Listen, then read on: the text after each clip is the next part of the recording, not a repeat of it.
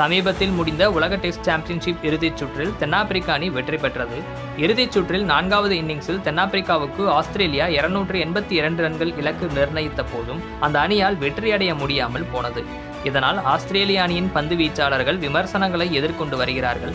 IPL போட்டியில் விளையாட வந்து தாமதமாக பயிற்சிக்கு சென்ற ஹேசல்வுட்டை கடுமையாக விமர்சித்துள்ளார் ஆஸ்திரேலிய முன்னாள் வேகப்பந்து வீச்சாளர் மிச்சல் ஜான்சன். வெஸ்ட் ஆஸ்திரேலியனில் அவர் எழுதிய கட்டுரையில், சமீப ஆண்டுகளில் ஹேசல்வுட்டின் உடற்தகுதி குறித்த பிரச்சனைகளை பார்த்துள்ளோம். ஆஸ்திரேலிய அணியின் பயிற்சிக்கு முக்கியத்துவம் கொடுக்காமல் நீட்டிக்கப்பட்ட ஐபிஎல் போட்டிக்கு அவர் முக்கியத்துவம் அளிக்கும் முடிவை எடுத்தது வியப்பளிக்கிறது என்று ஜான்சன் விமர்சித்துள்ளார். இந்தியா பாகிஸ்தான் இடையிலான போர் சூழல் காரணமாக ஐபிஎல் 2025 போட்டி நடுவில் சில நாள்களுக்கு நிறுத்தி வைக்கப்பட்டு ஜூன் மாதம் முதல் வாரம் வரை நடைபெற்றது.